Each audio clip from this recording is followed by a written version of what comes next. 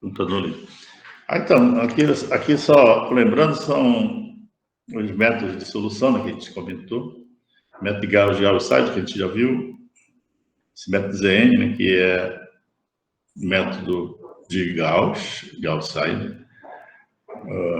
Só substituindo a matriz, aqui a matriz da admitância, YN, que a gente trabalha. Nesse aqui, chamado método direto, a matriz ZN. A diferença entre os dois é que esse método, a ZN, ele tem um acoplamento forte, então sempre converge, né? Não tem problema de convergência. Se você tiver dificuldade, é só usar esse método. Mas ele também exige muita memória, né, para armazenar os elementos, porque a matriz N é cheia. Ela vem da inversa da YN, ela é cheia. E aí, então, o método Newton-Raphson, que a gente vai ver agora, é um método mais utilizado para a solução desses problemas de fluxo de carga. É um método padrão que todos os programas usam.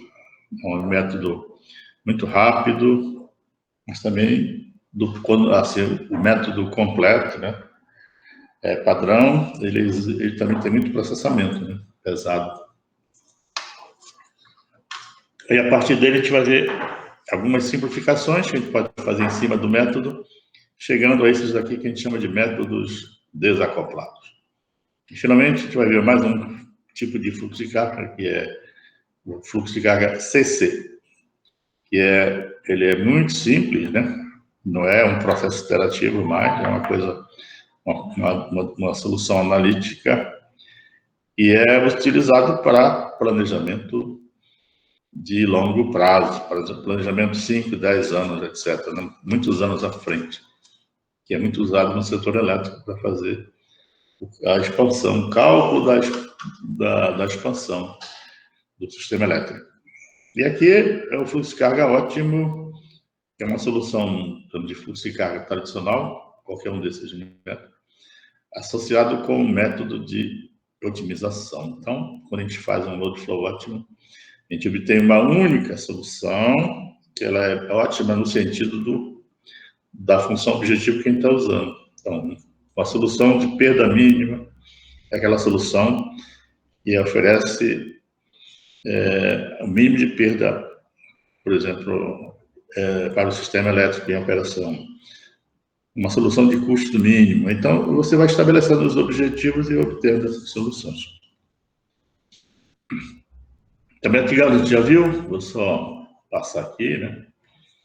Deu o fundamento dele, aí achamos a formulação matricial dele, que vocês podiam ver que ele é baseado na matriz admitância, né? E aí, a gente chegou a equação iterativa que é essa, né? Para calcular as tensões, o critério de convergência. Depois a gente aplicou isso para as barras de referência, PQ e barra PV, que vão dar alguns detalhes diferentes, né? Na implementação de uma e de outra.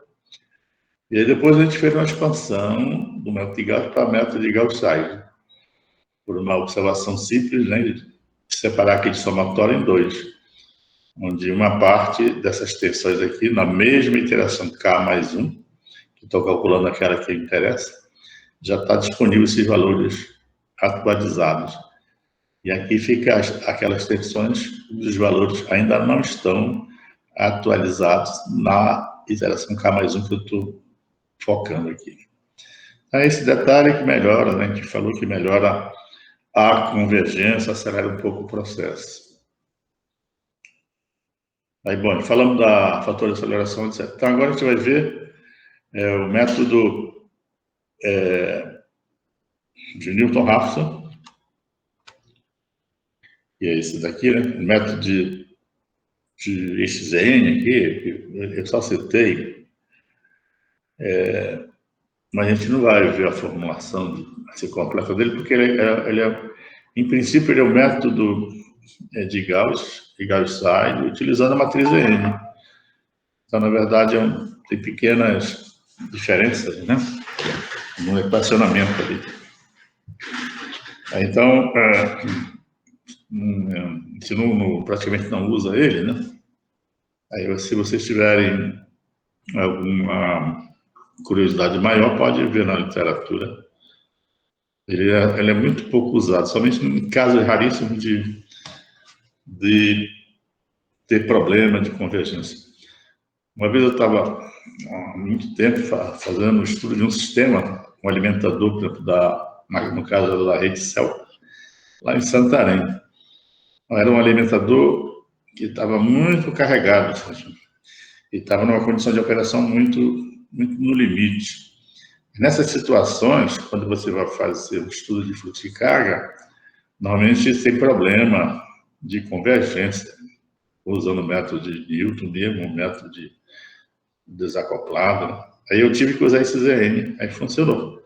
Então, nessas situações assim que você não consegue uma solução, um outro método comercial aí bom, você pode vir para cá, que aí tem muita chance, né? Já que essa matriz ela é fortemente acoplada, ela não tem nada de zero aí. Então, ela vai dar um forte acoplamento numérico, né? Se tiver que convergir, converge mesmo. Então, agora vamos para o método de Newton-Raphson, que ele também é um método para obtenção de raízes, né? Obtenção de raízes reais de equações não lineares. Esse método, eu acho que vocês viram em cálculo numérico, em algum lugar vocês já viram, mas na parte do básico, né? Então é a mesma coisa. Eu vou passar aqui uma revisão dele e uma adaptação para o nosso problema de sistemas elétricos, né? Então ele é baseado, na essência, ele é baseado na série de Taylor. A série de Taylor, a gente tem uma função não linear, a gente pode expandir uma série de potência, né? Uma série de Taylor, com as derivadas espaciais de ordem 1, ordem 2, até a ordem n. A gente faz uma série infinita que representa, então, a nossa função algébrica, né, que a gente quer resolver. Então, uma coisa assim, né?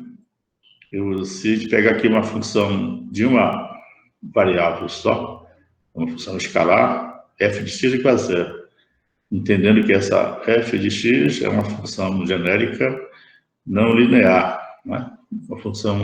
Uma equação não linear generalizada, só para representar. Então, eu posso escrever essa função dada, f de x, como uma série de Taylor, que é isso aqui, ó, que ela é infinita. Então, essa função que é dada originalmente, ela é igual a essa expansão. Isso é garantido. Só que, como eu tenho termos até o infinito aqui, né? Até um valor na ordem n, no caso, se for o caso A. Agora, como é que é a expressão? Então, o primeiro termo é o valor da função f de x, né, num ponto k, x de k. Então, é um valor específico aqui, né? Um ponto da função x de k, que eu escolho como ponto inicial que eu quero analisar. Então, eu calculo o valor da função nesse ponto e vou somando os termos das derivadas, né, de primeira ordem calculada neste ponto aqui. Então, essa derivada que eu calculei aqui, ela é numérica, um valor numérico onde o x tem que ser substituído por x da iteração k, como está dito aqui. Multiplicado isso pelo incremento, que é um x genérico, menos esse delta, menos esse x aqui, de k. Então, aqui dá um delta x. Mais 1 sobre 2 fatorial, derivada de segunda ordem, né? Aqui no caso, a derivada total, porque só tem uma variável, calculada novamente no mesmo ponto, multiplicado pelo delta x, que é x menos x de k, agora ao quadrado, mais 1 sobre 3 fatorial, aí vai. Derivada terceira ordem, né? Em relação a x, vezes o incremento ao cubo, assim vai até uma ordem infinita aí, para ser o valor exato. Então, o que a gente faz com o método de Newton-Raphson, é montar, para resolver essa equação, montar um sistema interativo, onde eu preciso achar esses incrementos, né? Essa aqui é x menos x de k, é um ΔX. Então, seria o incremento que eu quero da solução. Para isso, a gente usa essa aproximação de primeira ordem. Então, a função vai ser aproximada pelo valor dela num ponto e mais a primeira derivada aqui, até aqui. E o resto é desprezado. Então, na verdade, a função que eu quero resolver, ela é aproximada por uma expressão de primeira ordem, é bem aproximada, com a finalidade de achar esses incrementos a cada iteração para me somar com o valor anterior. Seria uma coisa que rapidamente, antes de ver essa parte de cima, o sentido seria esse. Eu estou fazendo um método iterativo, onde eu tenho que calcular o valor da função, né? A partir de um chute inicial aqui, no caso. Então, se eu pegar os termos de primeira ordem, vou ter que a função é dada por f de x no ponto, mais a derivada, vezes aqui o desvio, né? Como ela tem que ser identicamente nula, né, para mim achar a solução, a gente vai ter que esse desvio aqui, x menos x de k, é aproximado pela derivada, que eu tenho aqui, aliás, pelo valor da função que está aqui, dividido pela derivada, está aqui. Então, vai dar menos o valor da função do ponto dividido pela derivada. Então, com isso, eu obtenho um incremento ΔX, que é dado por um valor numérico aqui que eu tenho, que é o valor da função que foi dada no ponto, que eu estou na iteração, pela derivada naquele ponto também. Aí, com isso, eu posso fazer um processo iterativo, que é calcular um x na próxima iteração, então x de k mais 1, que vai ser o anterior, que eu já estava usando aqui, né? Mais esse incremento que eu obtive daqui. Com isso, eu estou avançando na solução. Começo com um xk, passo para um xk mais 1, xk mais 2, sempre nessa forma. Ou seja, eu tenho que calcular cada iteração esse incremento, que é uma relação entre o valor da função e a derivada dela. Aqui, no caso, é escalar, né? Então, a minha função, na verdade, é aproximada dessa forma, né? O valor no ponto, mais o incremento, que é aquela de tudo aquilo, o incremento vai dar essa relação, né? E aí eu vou parar a minha solução quando quando esse incremento aqui, quando for a diferença entre dois pontos sucessivos está menor que ou igual a uma tolerância. Aí com isso eu teria a solução, não deu problema. Então, o método de Newton-Raphson basicamente gerar aqui essa atualização da solução, utilizando aqui, no caso, essa relação, o valor da função e a derivada no ponto. Só que para aquelas nossas equações de balanço, não vai ser um escalar, vai ser um sistema matricial aqui, um vetorial, no caso, de ordem n, aí, né, que a gente vai fazer. Então, um exemplo disso é aquela mesma equação que a gente tinha, e a gente resolveu pelo método de Gauss. A gente tinha a função que era x² menos 2x menos log de x igual a 0.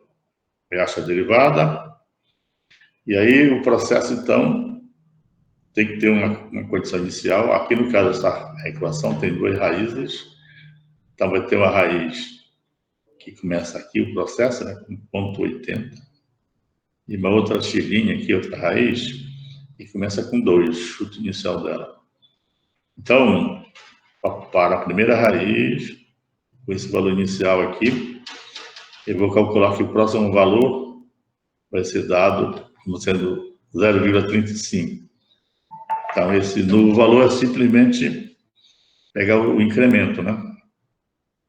Que é calcular esse incremento, que é exatamente o valor da derivada, aliás, o valor da função dividido pela derivada. E já está obtido aqui a função e a derivada. Aí, então, dá esse valor para a segunda raiz, a primeira iteração dá esse valor, aí você substitui esse valor e calcula o próximo iteração, x de 2, né? Aí a substitui e calcula o próximo. Com isso, você tem um processo iterativo que você vai parar quando começar a se repetir a solução. Então, quando um xk foi igual a um xk mais 1, ou seja, dentro da tolerância, né? Você chegou na solução. Aqui, na quinta iteração, tem 0,48140, é a mesma coisa aqui, 0,48140. Então, dentro dessa precisão de 10 a 1, 2, 3, 4, 5, na precisão de 10 a menos 5, está resolvido. Essa seria a primeira raiz. A mesma coisa para a segunda raiz, 2,36394, 2,36394. Então, com uma tolerância de 10 a menos 5, que é muito bom, já tem a solução.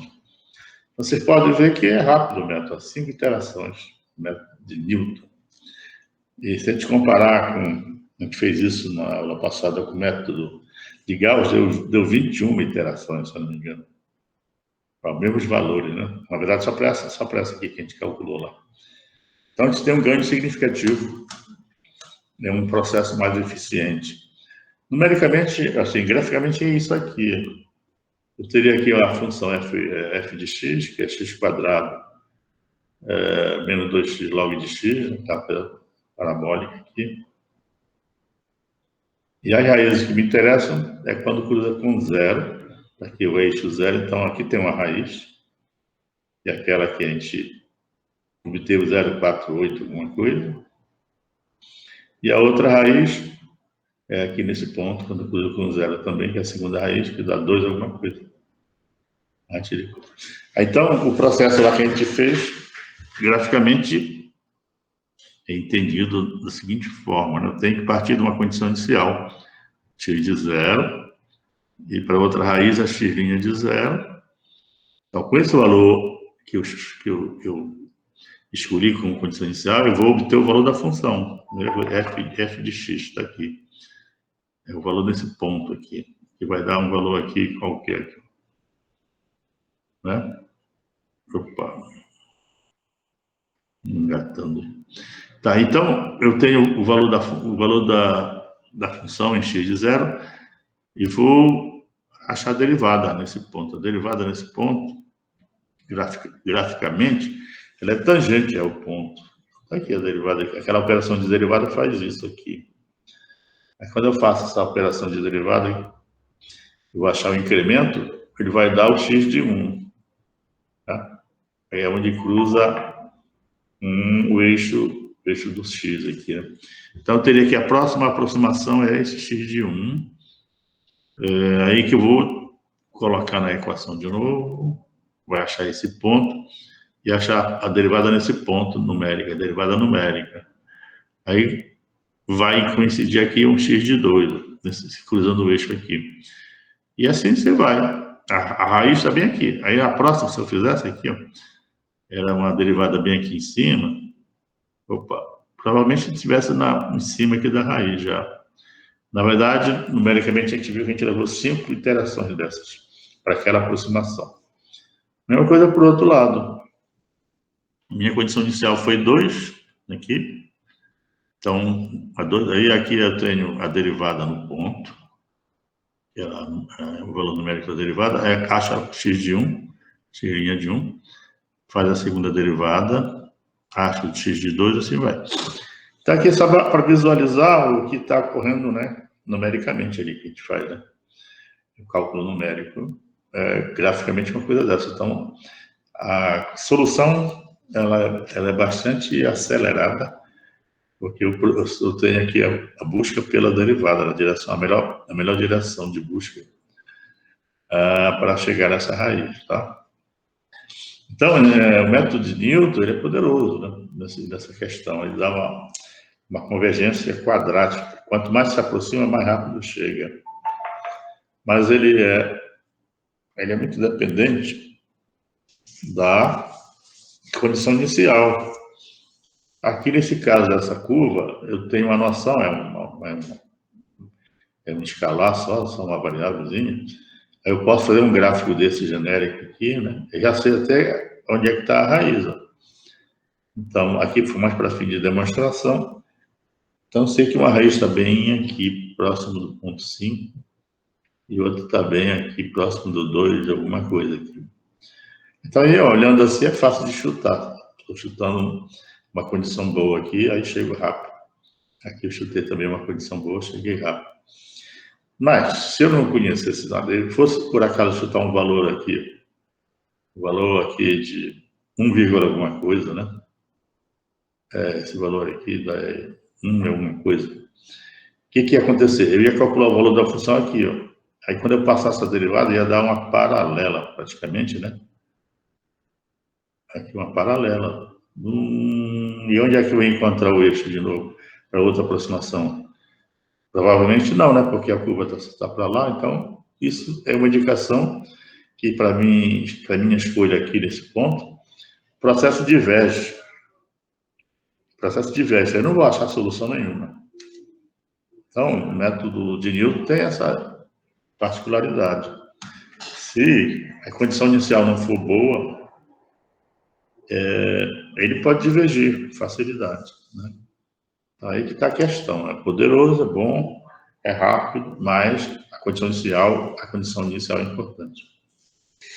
Então, por que a gente usa muito ele em sistemas elétricos? Para calcular essa questão aí, para resolver a questão do load flow. É que quando a gente quer fazer estudo de fluxo de carga no sistema elétrico, a gente quer calcular as tensões, módulo da tensão de operação, né? De cada ponto elétrico, né? De cada subestação, etc., de cada nó elétrico, e a fase dela. E aí a gente sabe que em sistema elétrico, a melhor solução seria a tensão nominal, por exemplo. Se eu estou trabalhando lá, minha casa, ela é tensão de 127 volts, eu quero ser fornecido 127, estaria ótimo para o meu equipamento, né? Assim como uma indústria é atendida em 230 kV, então, é 230 kV. Ou seja, a gente sabe sempre que a tensão de operação adequada é nominal, que seria um PU. Então, para qualquer que seja o nível de tensão, eu teria, na verdade, um PU. Na minha casa, um PU, que é 127. Lá na Albras, no norte, lá, um PU, que é 230 kV, assim vai.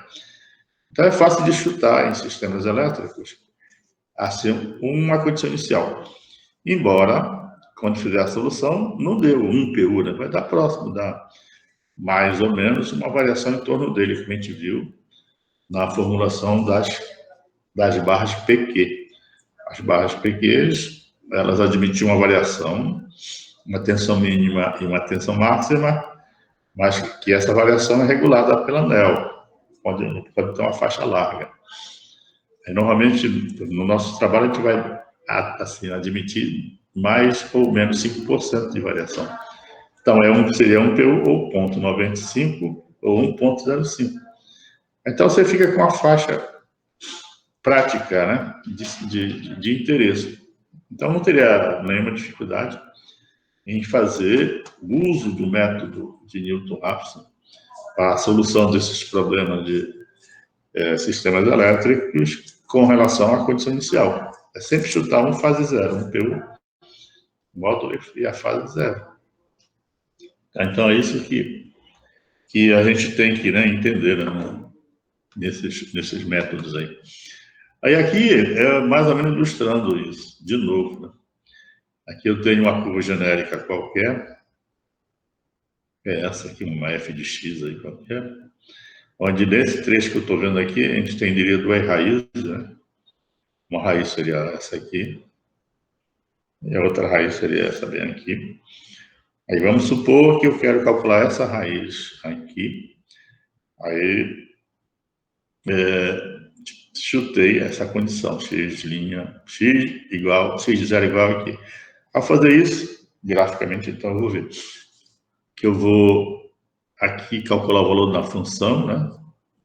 e achar a derivada nesse ponto. Aí, quando eu achar a derivada nesse ponto aqui, mais ou menos assim, vai me dar essa outra aproximação, que é x de 1. Onde já está muito próximo da solução que está bem aqui. Aí, numa segunda iteração, talvez já tivesse na solução. Então, essa é uma escolha boa. É uma estimativa boa, né, que vai convergir rapidamente. Mas se eu não soubesse nada, né, na informação, poderia chutar essa aqui, x' de 0. Aí essa aqui, quando eu calcular o valor na função f de x, dá esse ponto, passar uma tangente aqui, né? Esse negócio vai divergir em relação a essa raiz que eu quero calcular. Poderia ou não convergir, né? Porque isso vai cruzar o eixo em algum lugar muito longe. Aí depois eu estaria fazendo sucessivamente outras aproximações para ver se voltava para cá. A gente não sabe, não tem garantia. Então, a condição inicial, ela é fundamental para o bom funcionamento do método. Então, aqui ilustra melhor um pouco essa questão. Então, como a gente vai trabalhar com processos iterativos, né? A solução não é analítica, é iterativa. Essa questão da condição inicial é importante, né? E o processo pode convergir ou pode divergir, certo? Então, o método está suscetível a essas coisas.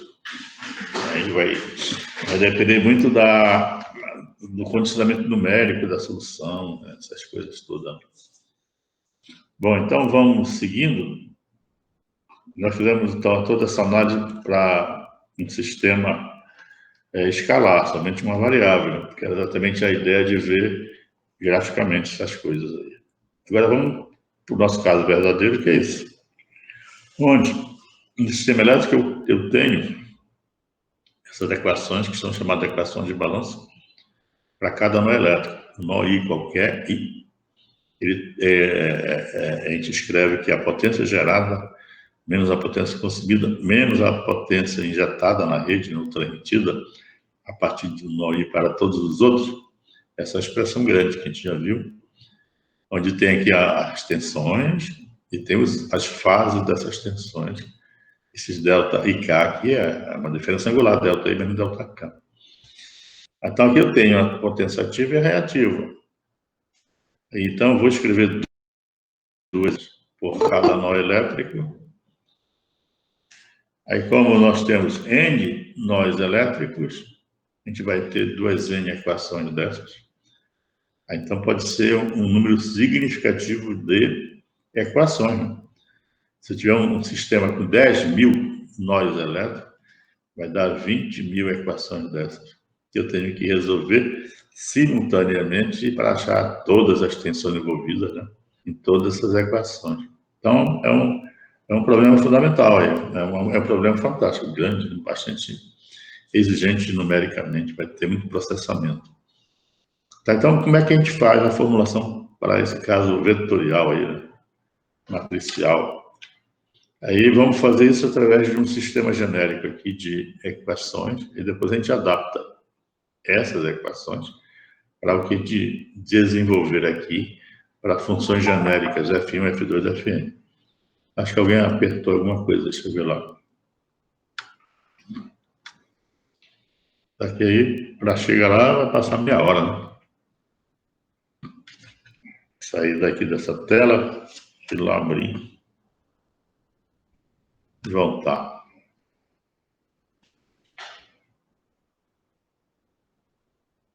É um negócio muito lento.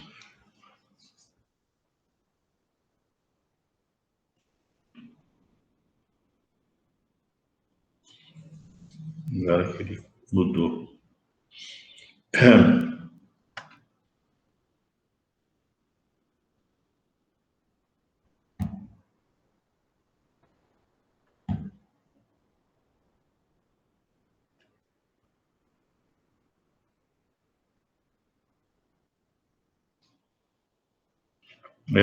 É muito complicado.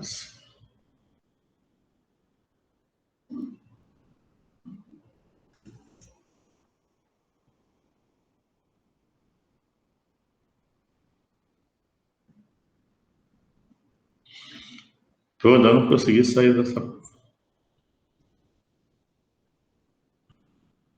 Vamos ver aqui.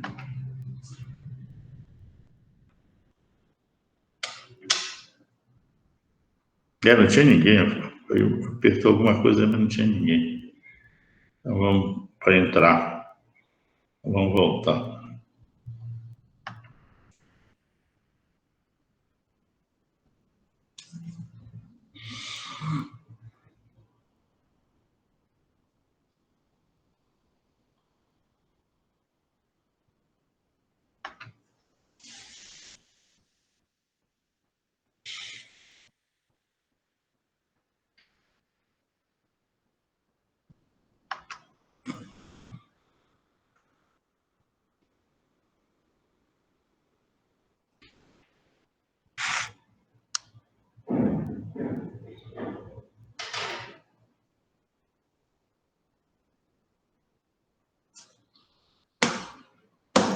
Caramba, passa meia hora para voltar. Tá aparecendo. Quem?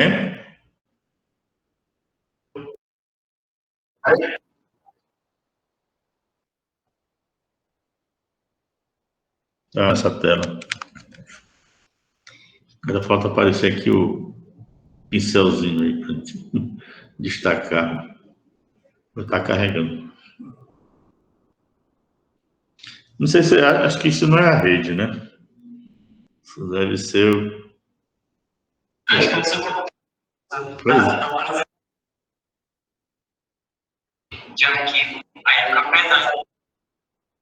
é. Eu vou dar uma olhada nisso, então. Eu não pareci da rede, né? Estou mostrando só o arquivo agora. Ele demorando tanto. Logo depois da aula eu vou dar uma verificada aí para ver o que eu faço para apagar muito lixo, muita coisa. Então, voltando para cá, agora a gente vai fazer a aplicação do método de Newton-Raphson para um conjunto de N equações algébricas não lineares nesse formato, né? Para total igual a zero. Que é exatamente igual a essas aqui, que é essas balança igual a zero. Balança igual a zero. Então, essas funções f1, f2, fn, elas dependem dessas variáveis x1, x2, xn. E elas vão ser expandidas pela série de Taylor, usando o mesmo princípio que a gente fez para um caso escalar. E ela expande em torno de um ponto que a gente escolhe, né, que é o ponto onde eu estou. Você vê que a gente vai fazendo o ponto inicial, aí calcula a derivada, vai para o próximo, assim vai. Então, esse é o ponto onde a gente está fazendo a expansão, né? Então, a expansão vai ser em torno desse ponto x de k, que é um vetor aqui, x de 1, x de 2, x de n, mesmo, como ele é multivariado, né? Tem x1 até xn. Aí, como a gente vai trabalhar já para o método de Newton, a gente vai usar essa aproximação de primeira ordem. Então, aqui eu só estou com a primeira derivada. Derivada derivada parcial de primeira ordem, de todas elas, tá? Então, a função f1, por exemplo, ela é igual a zero. Então, ela é dada pelo valor da aproximação, né? Pelo valor da função em x de k, que é o primeiro termo, mais derivada parcial em relação a x1. Por que a derivada parcial tem todas essas variáveis aqui, x1 até xn? Então, vou derivar x1, f1, aliás, em relação a x1, e calcular o valor numérico nesse ponto e multiplicar aqui pelo ΔX, que é aquele, né, aquele incremento que tem. Mas, mesma função é f1, derivada em relação a x2, depois em relação a x3, que é aqui os pontos, né? E, finalmente, o último termo dela seria derivada da f1 em relação à variável xn. E daria calculada no xn, igual a xn de k, vezes ΔXn também, tá? Aí eu vou fazer para x2, x3, sim vai. Então, vou ter aqui a equação xn, que é dada pelo valor da função fn, né, de x de k, que é esse valor, derivada parcial em relação a x1, em relação a x2, até em relação a xn. Então, todas as funções são derivadas em relação a todas as variáveis aqui envolvidas, dando essas séries, essas expansões de séries de Taylor, truncada na primeira ordem, que é exatamente na primeira ordem para montar o método de Newton-Raphson. Então, aqui eu posso escrever uma forma matricial para isso. Vai ser um vetor nulo, vai ser um vetor aqui de constante, né? Esses valores aqui são valores da função, são valores constantes. E uma matriz, porque eu vou ter aqui delta x1, delta xn, e todas as funções têm delta x1, xn. Então, eu vou ter um vetor aqui, delta x1 é delta xn, e uma matriz que seria esses coeficientes. Derivada parcial em x1, derivada parcial em x2, parcial em xn, derivada parcial de f2, né? Assim vai dar uma matriz desses termos, que é isso aqui. Então, a gente vai, na verdade, uma forma matricial seria essa. Era o método de Newton, onde eu tenho um vetor nulo, o valor das funções naquele ponto, então f1, f2, fn, mais as derivadas parciais de f1 em relação a x1, x2 até xn, e essa linha toda, ela multiplica esse vetor aqui, delta x1, x2, xn. Com isso, se eu fizer o primeiro termo daquela expansão é 0 igual f1 mais derivada parcial vezes x1, derivada parcial x2 vezes x2, derivada parcial aqui xn. Aí o f2 é igual a essa outra linha aqui, multiplicar por essa coluna. Então, matricialmente é isso, onde eu tenho aqui uma matriz. Essa matriz aqui é importante. A gente chama essa matriz de derivadas de primeira ordem, de matriz jacobiana. Uma matriz jacobiana é uma matriz que tem esse formato, são derivadas parciais das funções envolvidas, né? Derivadas parciais de primeira ordem. E o que indica essas derivadas parciais? É tipo uma sensibilidade. Como é que essa função varia com essa variável x1? Como é que essa função varia com a variável x2? Então, é uma sensibilidade, é uma derivada, que vai dizer se essa função f1 ela sofre muita influência do x1, se ela sofre muita influência do x2. Quanto maior for a derivada, mais forte é a relação entre a função e aquela variável. A matriz jacobiana, ela, no fundo, ela faz uma análise de sensibilidade da função. Aí eu vou ter aqui delta x, que é esse termo compacto, e aqui eu tenho esses termos chamados de D, que é o valor dessas funções no ponto, e o vetor nulo. Então, esse é o método de Newton-Raphson, né, o padrão dele, onde eu tenho que calcular o quê? Esse delta x para cada iteração. Então, como é que eu calculo esse delta x? Tenho que inverter a jacobiana. Primeiro passa esse D lá para o outro lado, fica menos D. Depois divide pela inversa, multiplico pela inversa da jacobiana. Aí eu tenho delta x. Se eu tenho delta x, eu posso atualizar a minha raiz, né? Então, a nova aproximação para a raiz na direção da solução, xk mais 1, que é um vetor, é o vetor anterior, xk mais esse incremento, delta xk. Então, esse delta xk é obtido em cada iteração. Aí eu vou fazer a segunda iteração, a terceira, a quarta, até a convergência aqui. Então, aqui é a formulação geral para um sistema de dimensão, né, elevada, aí, né? Que no caso tem N, né? N equações. Então, graficamente, a gente não consegue mais ver isso aqui. A gente viu no caso escalar.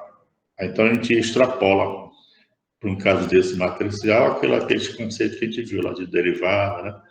Só que aqui já é um hiperespaço, aí, que a gente não consegue ver mais essas coisas, né, graficamente.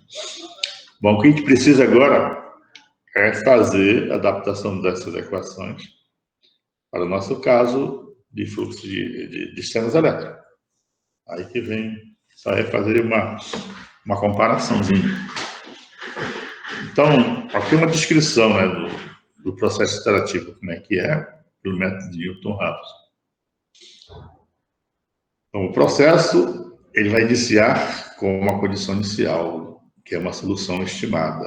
A gente viu lá no caso genérico que é um x, na iteração k, no caso, e compõe, então, é composto como é multivariado, composto pelas variáveis x1, x2, naquele mesmo ponto k. Aí o que eu tenho que fazer? Montar, a partir disso, a matriz jacobiana, que é a derivada parcial das funções envolvidas em relação às variáveis. Tem que montar e tenho que achar o valor numérico dela naquele ponto. Aí tenho a matriz. E tenho que montar o valor das funções no ponto. Pronto, aí já tenho aquilo, tenho isso. Aí vou calcular, então, o incremento, que é só inverter a matriz. O incremento que eu preciso, vou inverter a matriz, que essa inversão de matriz não é uma operação trivial, né? Em grandes sistemas. É uma operação que não é assim direta, né? Ninguém usa a inversão direta, aquelas regras que tem de inversão, tipo, como é cofactora e determinante, não tem isso aí. Aí, para fazer uma inversão de uma matriz, a gente resolve um sistema de equações. Multiplicado aqui pelo valor das funções, aí com isso eu vou para a próxima iteração. E é calcular a nova condição, que é xk mais 1, e foi a anterior mais esse incremento. Então, exatamente aquilo que a gente tinha visto. Aí assim, e aí quando é que eu paro? Então, aqui tem, que essa equação está aqui de novo, né? Ela é dada, x de k mais 1 é o x de k menos a jacobiana aqui e o d, que corresponde a esse fator aqui. Esse aqui é o jacobiana invertida vezes o d, dá o delta x. Tolerância, que tem que estabelecer para a solução, verifico se a nova aproximação, k mais 1, menos a atual, está dentro da tolerância. E claro que, como eu tenho N equações, F1, F2, F3, Fn, essa tolerância tem que se valer para todas elas simultaneamente. Então, vai valer para todos os x. Se alguns, digamos, x1 e x5 está dentro, mas os outros não estão, a solução continua até que todas as raízes estejam dentro da tolerância. Não é isso. Agora vamos fazer a adaptação para o nosso sistema. O nosso sistema é esse aqui. Opa. Esses daqui são essas equações de balanço, né? Equação de balanço de potência ativa e equação de balanço de potência reativa. A gente vê que essas equações elas são nulas no ponto, né? Na barra que eu estou fazendo o balanço. Em vez de trabalhar com esse zero, a gente trabalha com a solução, na verdade, numérica, não vai dar zero nunca aqui, né? Essa solução numérica, ela vai dar um desvio, que depende da tolerância, digamos, 0,00 alguma coisa. Então, é definido, então, essas duas variáveis ainda aqui, ó, delta P e delta QI.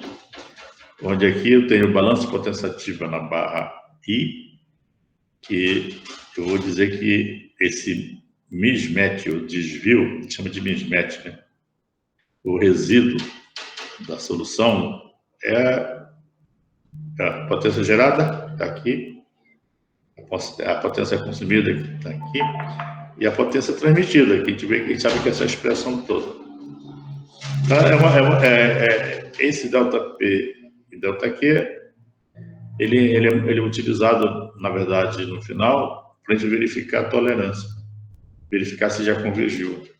que seria o que a gente chama dos mismatches, né? O desvio da solução. Somente uma definição, então a gente vai substituir, em vez de usar o zero ali, põe esse ΔP, ΔQ. Aí então, agora eu tenho que achar as minhas variáveis, né? A gente fez a formulação para variáveis x genéricas, onde, naquela primeira solução genérica, era x1, x2, até xn. Né? Era um negócio em x aqui, onde eu tinha vetor em x, x1, x2 até xn. Mas só que em sistemas elétricos, esse nosso x, ele, na verdade, ele é identificado como sendo o quê? As nossas variáveis. Aqui está as equações nossas. Então, aquelas nossas variáveis x, elas, na verdade, são tensões e são... Fala.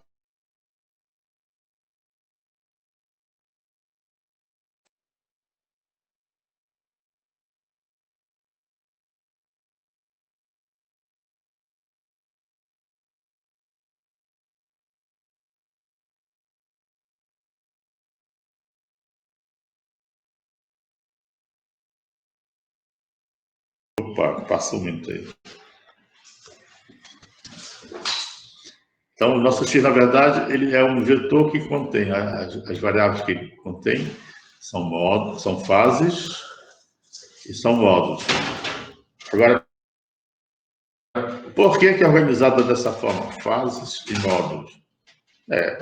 Por convenção. Eu poderia pôr módulos aqui em cima e as fases embaixo. Mas são dois subvetores que eu tenho. Eu tenho os ângulos a calcular de cada tensão e os módulos dessas tensões. E aqui no caso, por que começou com 2, por exemplo? Quer dizer, se eu estou com uma N equações, né? Por que não tem um ΔI e o V1 aqui? É que a gente lembra que para sistemas elétricos tem uma barra, que é a barra de referência, que para essa barra de referência eu já sei a fase, que é 0, né? E já sei o módulo, que é 1. Então, eu vou colocar aqui como variável. Então, nessa variável aqui, nesse conjunto de variáveis a serem obtidas, a barra de referência cai fora. Então, eu vou calcular só as fases das barras que estão faltando. Então, o número de fases que eu tenho que calcular aqui é o número de barras do tipo PV, né? Porque a barra PV, a gente calcula a fase e a potência reativa gerada. E as barras PQs também, eu calculo as fases, né? E o módulo da tensão. Então, as fases aqui vão até esse número aqui, que seria até o número de barra PV mais o número de barra PQs. E para os módulos, a barra de referência também não entra, entre as outras, nessa ordem aqui, né, até o número de barras PQs. Porque eu só calculo o módulo só barras PQs. A barra de referência já tem o módulo calculado. Para a barra PV, que é aquela barra de geração, já tem também estabelecido o módulo. Então, na verdade, eu só vou ter que calcular módulos para todas as barras PQs. Então, essa é a dimensão do nosso vetor. Então, eu vou ter fases e módulos, que genericamente daria um subvetor delta e um subvetor V. Que aí é o que define, então, o nosso X anterior aqui, aquele X aqui, né? Que é um X genérico de X1 e tal, só que, no nosso caso, tem são grandezas de duas naturezas. Dá isso aqui. Então, o processo iterativo é uma coisa dessa, onde eu tenho delta e V de K mais 1, que é uma nova aproximação, vai ser dado por delta e V de K, mais delta, delta V de K. O que eu tenho que achar? Tenho que achar esse delta, delta e o delta V de K, que vem do processo de Newton. Então, isso aqui vai ser calculado como? Vai ser calculado por uma matriz jacobiana, que a gente já viu, onde essa matriz jacobiana, né, ela é invertida e é numericamente calculada para a condição K. Multiplicado, lá a gente multiplicava por um D, né? E era o valor das funções, quer ver? Está bem aqui, tem esse Dzinho aqui. As funções lá que a gente estava igual a zero é D mais jacobiana vezes o delta. Aí nesse D aqui, para o nosso caso, ele é o valor das funções, que a gente definiu bem. Nesse ponto aqui, eu defini delta P, delta Q como sendo o valor dessas equações aqui, ó, que não é igual a zero ainda, né? Só seria zero na solução numérica. É o valor dessas funções em qualquer iteração dá um resíduo mismatch. É isso que vai aqui. Então, vai ser multiplicado essas funções calculadas na iteração K. Aí, com isso, eu tenho que os novos valores, delta V, é igual os valores anteriores, multiplicado por essa relação aqui, que vai dar, então, o nosso incremento. Esse nosso incremento aqui vai ter essa relação. Vamos só um tempinho. Tá. Então, aqui eu tenho que ver essa matriz jacobiana, ela vai ser um pouco diferente, né? Porque eu tenho variáveis delta e variáveis V. Então, não é aquela matriz antiga, essa daqui, da formulação geral, ela é tipo funções genéricas F. Só que essas minhas funções genéricas F, ela tem dois tipos agora. Ela tem uma equação de balanço potência-ativa e uma equação de balanço potência reativa. Aí já vai dar, não vai dar assim contínuo, vai dar particionado. Vou ter um conjunto de equações de balanço potência-ativa derivado em relação a delta, um conjunto de balanço de potências ativa derivado em relação às fases, né, aos módulos, e a mesma coisa para o reativo. Então, vai dar uma matriz assim, ó. Eu tenho na matriz jacobiana um conjunto de equações de balanço de potência ativa derivado em função do delta. E tenho um conjunto de balanço de potência ativa derivado em relação ao módulo. E aqui eu vou ter um conjunto de equações de potência reativa em relação ao delta e um conjunto de balanço de potência em relação ao V, que são equações desse tipo aqui. Só que uma equação de balanço de potência ativa, como essa, ela tem a variável V e a variável delta. Então, tem que aparecer a derivada em relação a delta e em relação a V. Aí a delta e V, porque é a ordem que a gente escolheu aqui, ó. Delta, depois V, delta e V. Então, está organizado dessa forma. Né? Por isso que, como foi organizado dessa forma, está aqui o delta P e delta Q. Delta P e delta Q. Então, a nossa matriz jacobiana, ela é particionada em 4 submatrizes. Né? Porque as nossas variáveis são delta e V, e temos balanço de potência ativa e potência reativa. Então, essa é tipicamente a estrutura da nossa matriz jacobiana. Vocês estão vendo que, por enquanto, essa matriz está com uma observação aqui, que é um J', né? Por que esse J' aqui? Você vai ver agora. Então, aquela matriz jacobiana é dada por essas derivadas parciais e a gente está... Aquela equação... Essa equação aqui, ela representa, vocês estão lembrados, a equação genérica para as equações, né, genéricas que a gente viu lá bem aqui, ó.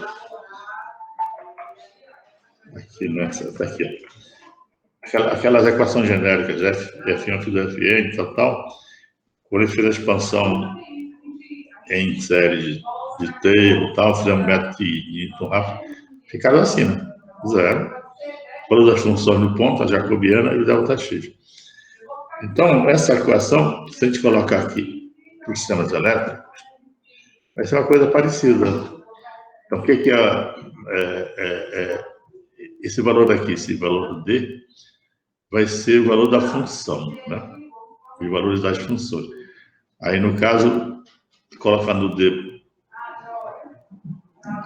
D isolado aqui, em sistemas elétricos, esse D seria um ΔP ou um ΔQ, o valor da função balanço potensietiva, que é um conjunto de balanço, e as equações de balanço de potência reativa. Aí coloca esse J e o ΔX por outro lado, fica menos. Aí seria a matriz jacobiana, que a gente já viu essa forma, e agora delta e ΔV. Tá? Assim que nós estamos por enquanto. Aí foi observar, essa pessoa que trabalhava com isso no início, de desenvolvimento, que essa matriz aqui, jacobiana, ela não tem nada a ver essa submatriz. Essa submatriz tem nada a ver com as outras. São todas diferentes entre si.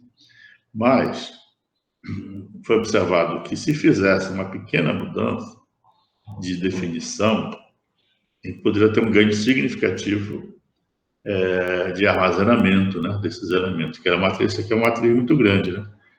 Sistemas elétricos de grande porte, né, 10 mil barras, por exemplo, que dá enorme. Então, foi observado o seguinte, que a gente poderia fazer com que os elementos das submatrizes, que essa aqui de derivada parcial dos balanços potensietivos em relação ao ângulo, e essa outra submatriz aqui, que é a derivada parcial do balanço potensietiva reativa em relação aos módulos, elas poderiam ter elementos fora da diagonal numericamente iguais. Aí, então, imagina, tenho duas matrizes que não tem nada a ver uma com a outra, aí eu posso fazer uma outra definição de variável, de tal forma que eu consigo essa característica, né? Todos os elementos fora da diagonal dessa matriz e dessa matriz são numericamente iguais, são os mesmos valores numéricos. Aí, com isso, eu reduzo drasticamente o requisito de memória, né, para armazenar esses elementos.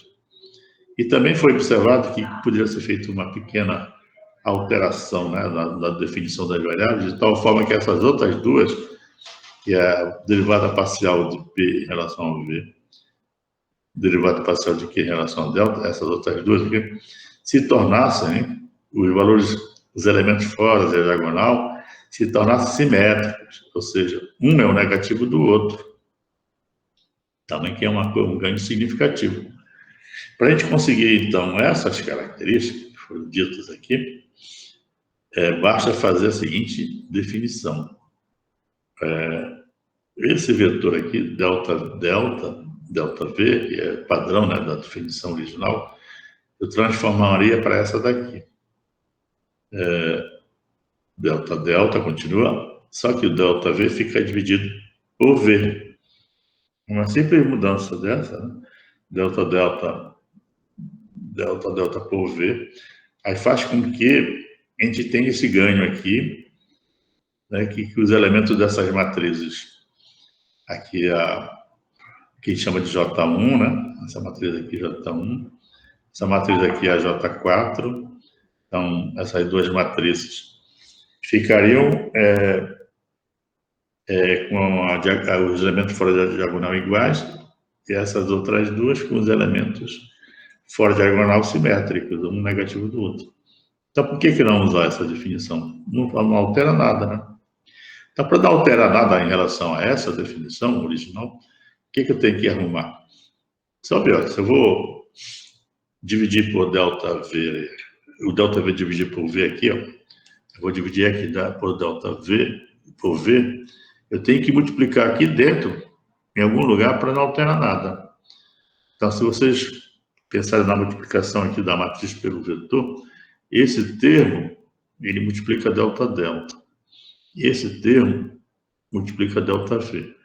Se eu tenho ele dividido por V, eu tenho que multiplicar lá dentro por V. Aí não alterei nada. Então, essa é a mudança que ocorre. Aí, para outro conjunto de equações, essa submatriz aqui, ela multiplica delta-delta. E essa aqui multiplica ΔV. Aí, novamente, se eu tenho ΔV sobre V, eu tenho que aqui dentro dessa multiplicar por V. Cada termo desse, né? Para cancelar.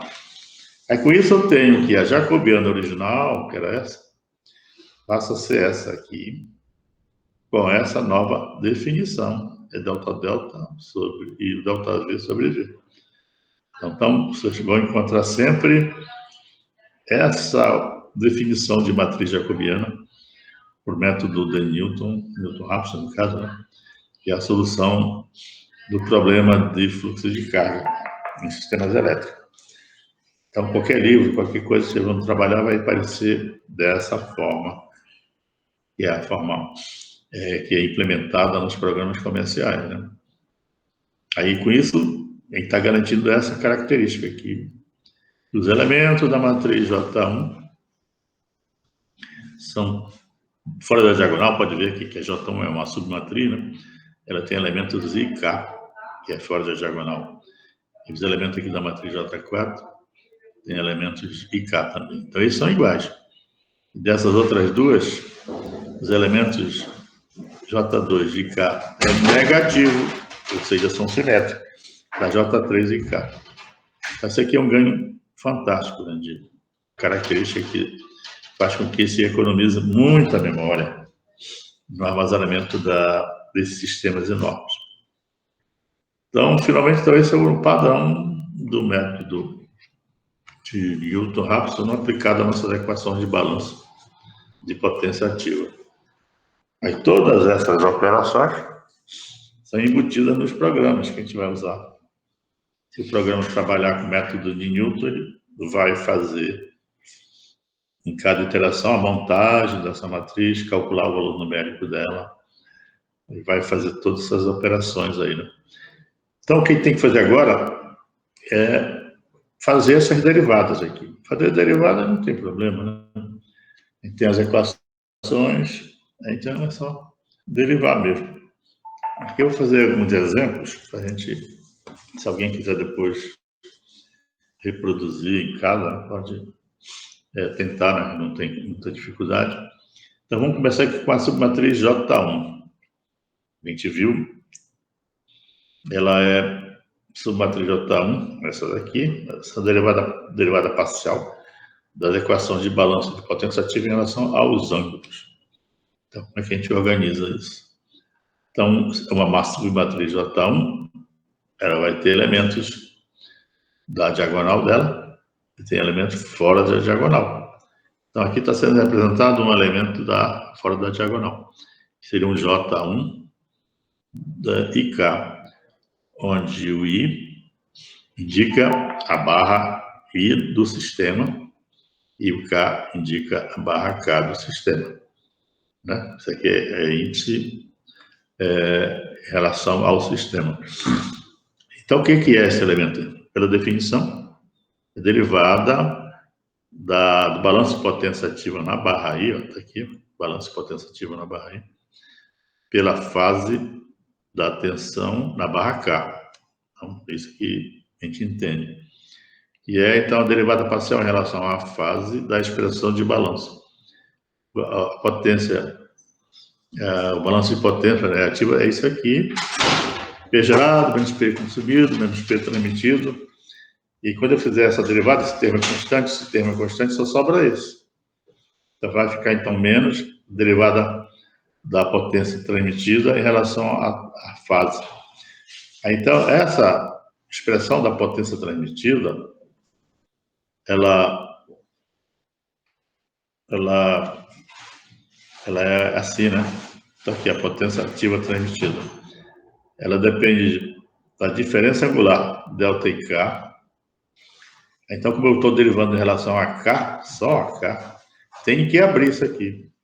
Então, aqui teria um cosseno de delta I menos delta K. Aí eu tenho a identidade trigonométrica para isso, né? Cosseno de delta I menos delta K é igual cosseno I, cosseno K e seno de simetria. Então, você usando essas identidades trigonométricas, você separa a fase I da fase K, aí deriva. Então, é isso que tem que fazer. É quando faz isso e deriva, vai sobrar essa expressão. Tá? E aí, com essa expressão,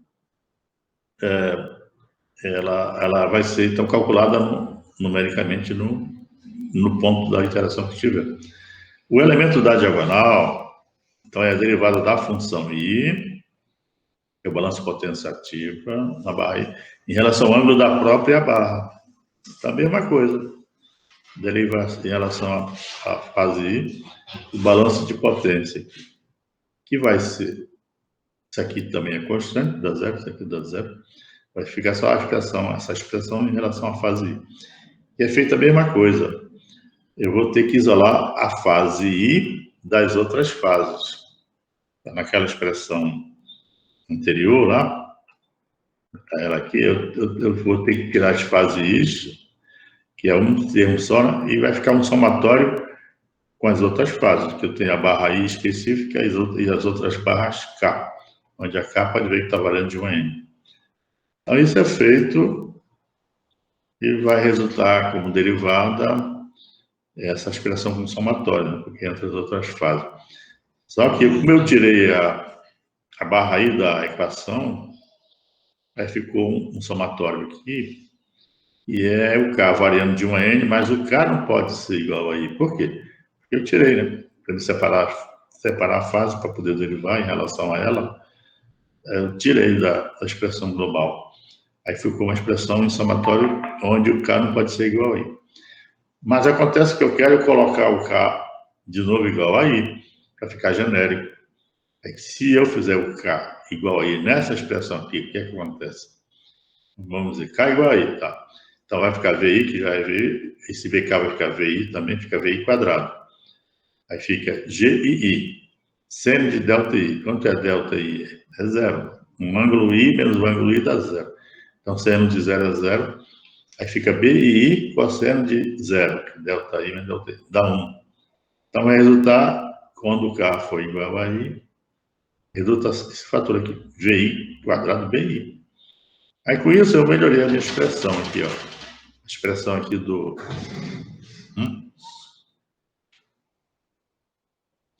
Eu melhorei aqui a expressão do JI da diagonal, né?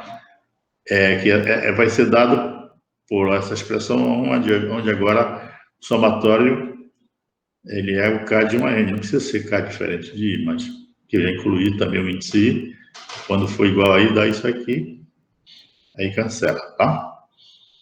Então, o termo da diagonal da matriz JI, J1, é esse daqui, que é transmitido, que essa expressão aqui na verdade, a potência transmitida mais VI quadrado VI.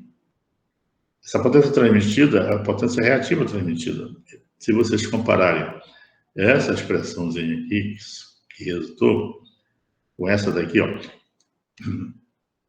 é a potência transmitida. Essa aqui é a potência reativa transmitida, essa expressão.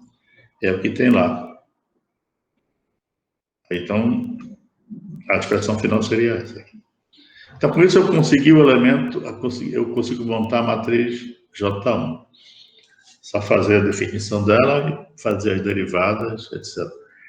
Aí, isso tudo é feito a cada interação, né? Para ver que se não for por um processo computacional, você não consegue fazer um negócio desse. Para cada dado sistema, rodar um load flow. Aí, cada interação tem que fazer numericamente esses valores todos, né? Aqui, esses valores tudo depende das tensões, VI, VK, delta e K. E essas tensões VI, VK, delta e K estão alterando a cada interação. Então, esses valores também alteram a cada interação. Quer dizer que a matriz jacobiana tem que ser montada e invertida a cada interação. Então, é uma coisa pesadíssima. Tá? Aí, para o outro elemento, isso seria igual, né? J2, só que a definição do J2 que a gente viu é essa. V, delta P, sobre delta, derrão de P, derrão de V. Então, só fazer isso daqui, os outros são parecidos. Aí o J2, então, tem fora da diagonal, é um I, K, onde o I é a barra I e o K é a barra K. Aí, como tem essa definição, eu vou fazer a derivada em relação à tensão na barra K e o balanço da potência na barra I. Tem aqui, balanço na barra I em relação à tensão da barra K. Então, aqui vai entrar a tensão da barra K. Tensão correspondente aqui. Que vai dar, então, VK, D1, VK, do balanço de potência. Aí, novamente, isso aqui é constante, não depende do V. Vai sobrar essa expressão em relação a VK, e deu isso. Fazendo a derivada lá, vai dar isso. Tá, então, esse é o elemento fora da diagonal. Para a diagonal, então, vai ser o I. Agora vai ser a tensão na própria barra I em relação ao módulo da tensão na própria barra I. E o balanço também é na própria barra I, tudo aí. Que vai dar isso daqui, que dá essa expressão. VI, derivada parcial da potência transmitida a partir da barra I sobre VI. Essa expressão aqui a gente já sabe, que é aquela expressão grande, né? Vem aqui, ó, para voltar para lembrar. Essa expressão é a potência transmitida, é tudo isso do balanço. Fazendo essa derivada, vai dar isso daqui. Aí, mas lembra que quando a gente faz a derivada em relação a VI, eu isolo o VI, né, dos outros lá, e fica um somatório em K. E o K não poderia ser igual a I. Aí, para fazer ele igual a I, entrou esse termo. Igual aquela jogada anterior. Aí, quando o K for igual a I, aí fica genérico aqui a expressão. Aí, por isso que entra esse fator. Aí, se K for igual a I, o que acontece aqui? Fica VI quadrado, né? Aí aqui fica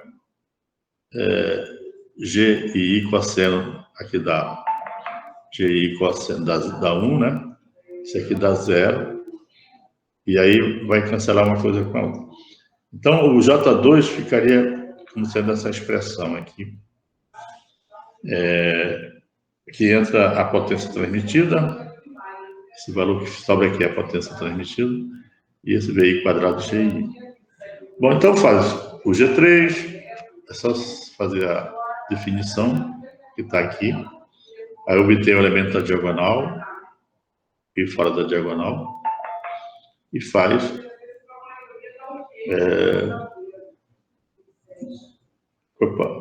J2, está errado ali, né? Aqui é J4. Aqui é J4, é J2. J4, tá bem aqui. Tá, então, vocês podem ver, isso aqui é só para ilustrar a quantidade que tem de processamento, né? Quando a gente trabalha com o método de Newton-Raphson, só para montar a matriz jacobiana, para montar e fazer a inversão dela a cada iteração. Então, é uma coisa muito pesada. Mas o método, a gente viu que ele é um método que é muito rápido para convergir, quer dizer, poucas interações, na verdade. Faz pouquíssimas interações, embora ela sejam interações pesadas. Então, é um método muito eficiente, é o mais utilizado para a solução de fluxo de carga nesses estudos de planejamento de sistemas elétricos. Tá? Aí, o que a gente vai fazer, então, na próxima aula, partindo daqui, a gente vai achar maneiras de simplificar esse método de Newton, né, que é possível. Nem sempre é necessário ter uma formulação dessa pesada, porque tem sistemas que têm algumas características que favorecem, então, a gente fazer simplificações. Tipo, redes de transmissão alta e extra alta tensão, sistema de transmissão. Ele é um sistema que permite a gente fazer algumas considerações e simplificar a solução. Já redes de distribuição, no caso de baixa tensão, aí não tem essas características, né? Então tem que usar um método padrão. Então são coisas assim que a gente vai ver. Aí na outra aula a gente vai, então, ver essas simplificações do método de Newton-Raphson a partir dessa formulação pesada, essa formulação completa. Tá? Então, nos programas, você vai usar o PowerWord, por exemplo, aí lá tem Newton Raphson completo, aí vai ter lá também desacoplado. Então, o desacoplado ele vem desse Newton completo com algumas considerações. Aqui é só para ver, olha, só rapidamente, para encerrar. E aqui, graficamente, eu tenho a aplicação do método de Newton padrão, onde eu tenho aqui uma função f de x, aí eu dei uma condição inicial aqui, x de 0, tá? Aí vim, calculei o valor da função, fiz a derivada, né? A gente já viu. Achei a aproximação, obtive o valor da derivada, aí eu achei a derivada, aqui está outra aproximação da raiz. Ou seja, eu fiz 2 passos aqui, para chegar aqui, onde em cada um deles eu montei e inverti a matriz jacobiana, montei e inverti a matriz jacobiana. Vou fazer a mesma coisa aqui, só montando uma vez a matriz, aí vou calcular o valor da função, achar a derivada. Achar a derivada aqui é achar a matriz jacobiana numérica, né? E aí essa derivada que eu achei, eu vou manter. Então eu tenho essa aproximação, aí vou na função, calculo o valor e pego a mesma derivada aqui, ó, e mantenho.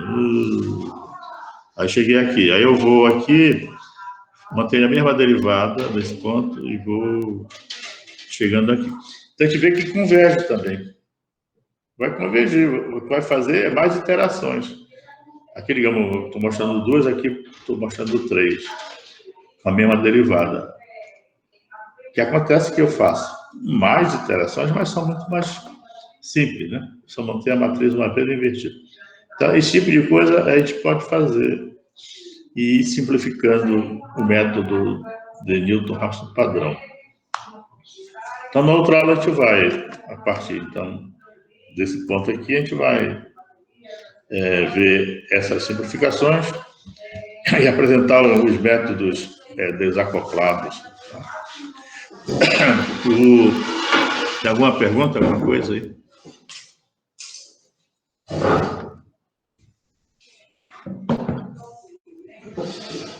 Tudo certo? Tá tudo tranquilo?